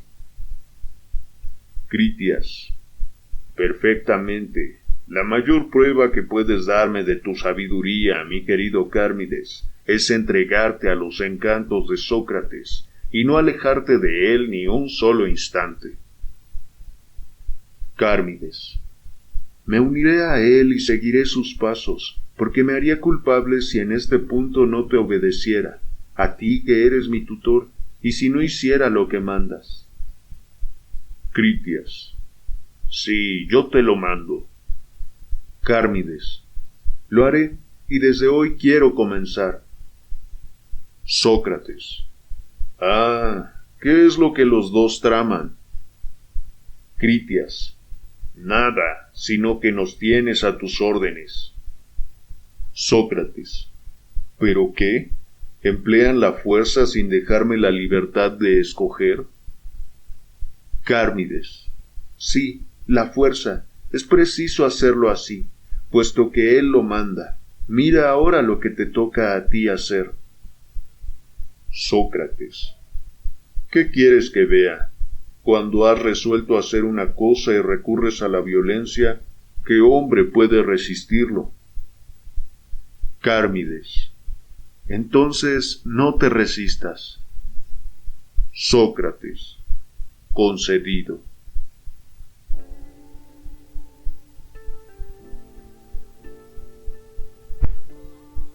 Bueno chicos, hasta acá la lectura de Cármides o de la Templanza.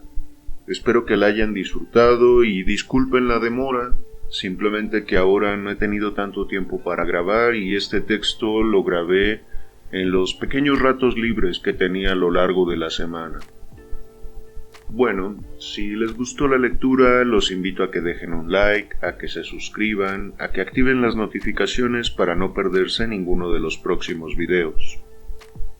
Ahora vamos a comentar un poco sobre este texto. En primera, algo que causa cierta disonancia o que llama la atención es que el texto se llama Cármides o de la Templanza. Sin embargo, los personajes se la pasan dialogando sobre la sabiduría. En primera, uno se preguntaría si podríamos pensar que son equivalentes, la templanza y la sabiduría. Podríamos cuestionarnos eso. No sé ustedes qué piensen, pero quizás el título nos da más pistas que en realidad todo lo que los personajes dicen en el diálogo. Ellos se están preguntando ¿qué es la sabiduría? Sócrates empieza hablando con Critias, que llama a Cármides, que me parece es su sobrino. Es un chico muy reconocido entre sus iguales, muy admirado. Y por lo mismo Sócrates le pregunta si él sabe lo que es la sabiduría. La primera propuesta que da Cármides es sobre la mesura, sobre la lentitud, contraponiéndose a la velocidad, a la agilidad o a la impulsividad. Cármides dice que la sabiduría tiene que ver con ser mesurado, con saber cuándo hacer las cosas, cómo hacerlas, dónde, en qué momento. Sin embargo, Sócrates le cuestiona y le dice que a lo mejor en algunas ciencias, en algunos oficios, vale la pena ser ágil, decidir rápido, actuar rápido, y que eso vuelve sabio a, pues, el ejecutor, al que está llevando a cabo tal o cual ciencia, tal o cual profesión u oficio. Carmides piensa que sí, que Sócrates tiene razón, y entonces propone ahora una idea que escuchó alguna vez de Critias, que es simplemente que la sabiduría es hacer lo que nos es propio. Sinceramente me parece una aseveración o una propuesta, un argumento muy ambiguo, porque ¿qué es lo propio de cada quien? Depende de nuestra profesión, depende de a qué nos dediquemos, depende de incluso algo más personal que lo laboral, que los conocimientos técnicos o teóricos sobre algún tema en específico. En fin, Sócrates empieza a cuestionarle, y Carmides le dice que prefiere que más bien quien le dio esa aseveración y ese argumento sea el que lo defienda. Y un poco a regañadientes es donde Critias de nuevo entra al diálogo, de nuevo entra a la conversación, un poco avergonzado, porque al principio no quería reconocer que ese había sido su argumento. Sócrates le sigue preguntando qué es hacer lo que nos es propio, y llegan de nuevo a otro argumento, que sería que la sabiduría es la ciencia de sí misma y la ciencia de las otras ciencias. Eso queda un poco confuso para Sócrates, el cual, como siempre en todos los diálogos, continúa interrogando a qué se refiere la ciencia de sí misma, a qué se refiere la ciencia de todas las ciencias. Y dentro de estos cuestionamientos hace una pequeña distinción, porque él platica que la ciencia en sí, la ciencia que conoce por ejemplo un médico, es diferente al objeto de estudio de la medicina, que sería la ciencia del médico. Entonces es un poco confuso porque a final de cuentas la ciencia en sí misma, el médico la puede quizás conocer, pero lo que practica en realidad, lo que estudia en realidad, no es la medicina en sí, sino el objeto de estudio es la salud y la enfermedad. Utiliza teóricamente la ciencia como tal, o el conjunto o el componente de la ciencia, para llevar a cabo alguna intervención en su objeto de estudio, que sería la salud y la enfermedad. Me parece una aseveración, una distinción muy adecuada en este diálogo, porque entonces ya se marca una diferenciación entre la ciencia en sí misma y el objeto de estudio de ésta. Por lo cual la aseveración que da Critias de la sabiduría no queda tal cual él la está pensando. Incluso a mí lo que se me ocurriría sobre esta distinción es que el sabio no se considera sabio. El sabio no sabe que es sabio en sí mismo. Él practica la sabiduría. Es su objeto de estudio, cuestionarse quizás sobre la vida en general, no sobre una ciencia en específico. Yo quizás, para continuar este diálogo, yo diría como, ¿no será que el sabio en realidad no sabe que es sabio? ¿No será que la sabiduría en sí no es una ciencia? Me llama mucho la atención a lo largo de estos diálogos que hemos leído en el canal, cómo Sócrates y sus contemporáneos intentan poner todo como una ciencia. Y claro, es como, a final de cuentas, lo que da valor a cierto conocimiento o a cierto argumento. Si no es totalmente comprobable, si no es algo que se repita en cualquier tiempo, en cualquier espacio, siguiendo los mismos factores, teniendo las mismas variables, parece que es algo que carece de sentido. Sin embargo, tal vez la sabiduría no entre en este aspecto de ciencia, al menos no como lo plantean acá Sócrates, como lo plantea Cármides, como lo plantea Critias, sino que la sabiduría en sí depende más bien de cierto cuestionamiento forjado a través de una serie de experiencias, donde las variables, donde los factores a final de cuentas terminan dependiendo del contexto, y aunque muchas veces puedan ser los mismos o muy parecidos y que pueda haber alguna correlación en algunos aspectos sobre qué hacer en determinada situación, sobre cómo pensar, cómo actuar en tal ocasión, a final de cuentas termina siendo algo que depende de la experiencia personal y no tanto de una fórmula, por ejemplo, como suele suceder en las ciencias. A mi parecer, yo creo que, al menos en estos días, el cuestionamiento sobre qué es la sabiduría se plantearía desde un lugar diferente, no desde la ciencia, no tratando de empatarlo con esa manera de pensar. Creo que a la vez Platón acá nos da una pista o una especie de camino nuevo al ponerle este título al texto. No llama Cármides o de la sabiduría, sino que lo llama Cármides o de la templanza. Tal vez desde el lugar de la templanza uno podría empezar a pensar o a cuestionar qué es la sabiduría. Yo personalmente pienso que la sabiduría paradójicamente tiene que ver con no sentirse sabio. ¿Por qué? Porque a mi parecer la sabiduría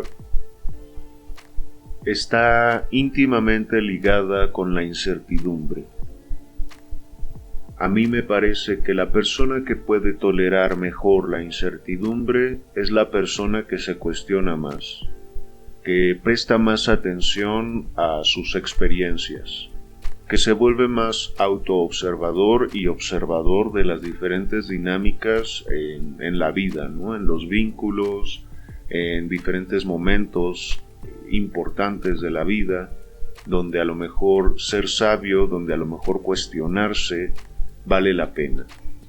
Por eso digo que el sabio en realidad no sabe que es sabio. El sabio no es alguien que va predicando lo que sabe, sino más bien alguien que se queda callado, cuestionando lo que no sabe, observando qué surge a partir de eso. No digo que esa sea mi conclusión, pero al menos sería un punto de partida para empezar un cuestionamiento. Yo no lo trataría de empatar con la ciencia.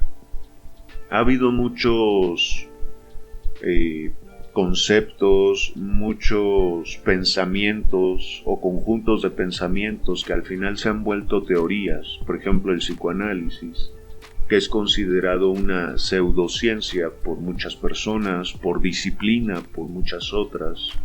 Pero a final de cuentas, el psicoanálisis, aunque científicamente no haya sido comprobado en su totalidad, es una teoría que en la práctica da resultados. A final de cuentas, el psicoanálisis funciona para aquellas personas que de verdad tengan la curiosidad y la voluntad de conocerse a sí mismos, en aquellas personas que quieran resignificar su historia, en aquellas personas que quieren moverse del lugar. Es una práctica terapéutica, psicoterapéutica, que ha estado vigente por más de 100 años y algo que sigue evolucionando aún a la fecha, que sigue siendo cuestionado, que sigue siendo pensado, pero lo más importante de todo, practicado. Es algo que no ha sido conocido o reconocido en su totalidad como una ciencia, a pesar de que algunos teóricos han hecho algunas comprobaciones de este mismo proceso, como Lacan a través de la topología. Pero, sin duda, para poder empatar algunos conceptos, algunas ideas con la ciencia, se necesita a lo mejor de un punto de partida específico para saber desde dónde se puede conceptualizar. No digo que el planteamiento que Sócrates hace acá en este diálogo sea errado.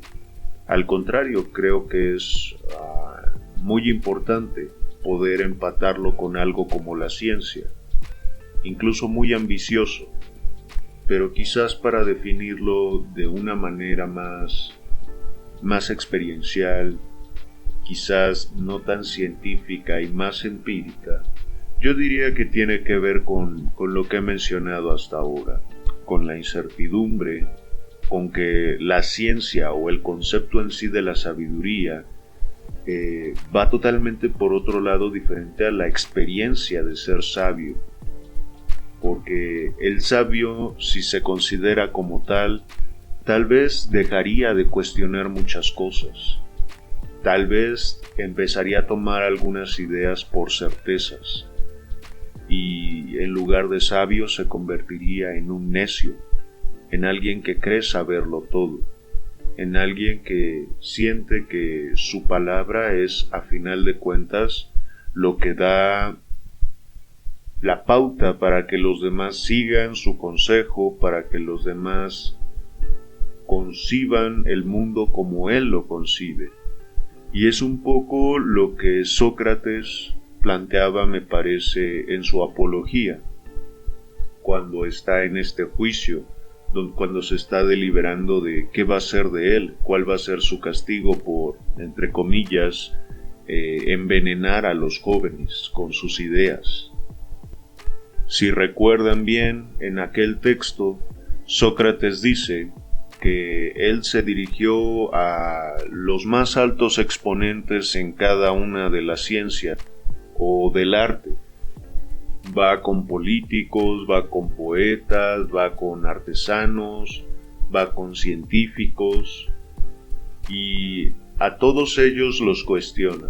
Y precisamente lo que se encuentra con esos mayores exponentes, con esas personas más reconocidas en su área de estudio, es que son personas que ya no admiten ningún cuestionamiento, que su palabra se ha vuelto tan ley, tan esto debe ser, tan incuestionable, que ya se sienten no tanto como los más conocedores de cierta materia, sino casi como los que tienen la última palabra, los únicos que tienen palabra para decidir sobre esos temas.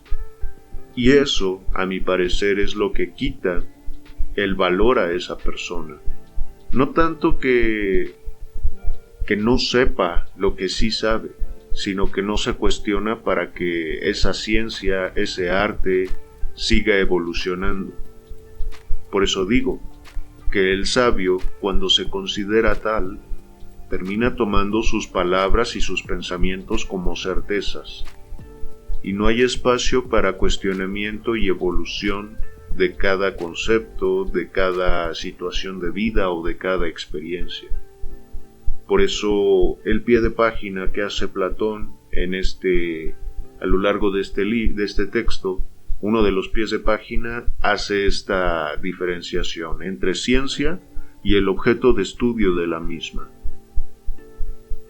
Ahora, ya por último, simplemente agregar que creo que la templanza, a final de cuentas, también tiene que ver, aparte de la incertidumbre, con la sabiduría. Porque a lo mejor la templanza no es algo que nos lleve a actuar siempre muy lentos o muy mesuradamente, sino que la templanza nos ayuda a decidir. a tener un criterio a lo mejor más claro de cuándo es que tenemos que actuar rápido, que decidir rápido, cuándo a lo mejor vale la pena pensarse las cosas y decidir con toda la calma del mundo, ¿no? No se trata solo de qué tan rápido uno reacciona a una situación, sino de qué tan claro se ve el panorama, qué tan templado está uno para poder ejercer cierto criterio, para poder cuestionarse a uno mismo. Y ahora, quizás solo para complementar este argumento o este lugar desde el cual, al menos a mí me parece, sería más conveniente empezar el cuestionamiento, sería que en la cuestión de la sabiduría también podría intervenir algo emocional, algo psicológico. No tiene que ver tanto con la ciencia en sí, porque al final somos humanos, tenemos emociones. Y lo que decía hace un rato era que estas personas que son reconocidas por su conocimiento en algún tema, en algún objeto de estudio, al final lo que les puede también es el narcisismo. Al ser tan reconocidos por su saber, terminan volviéndose, como digo, narcisistas, egocéntricos, y por lo mismo su palabra puede ser considerada ley en ese campo de estudio. Ya no existe un cuestionamiento o una evolución. Muchas veces el mismo narcisismo es el que impulsa, ¿no? El seguir conociendo, el seguir evolucionando. Sí, eso es verdad. Pero también, tomando el título que Platón le da a este texto, es decir, Cármides o de la templanza, si tomamos en cuenta qué es la templanza, qué es algo templado, si nos vamos por ejemplo a la analogía del clima, un clima templado es uno que no está ni demasiado caluroso ni demasiado frío.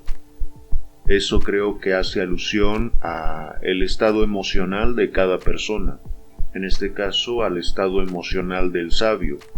No es demasiado frío al pensar las cosas o al enfrentar alguna situación, sino que es templado, está en calma, tiene cierta claridad, su criterio no está contaminado por las emociones a un nivel tan exagerado, pero tampoco está carente de emociones.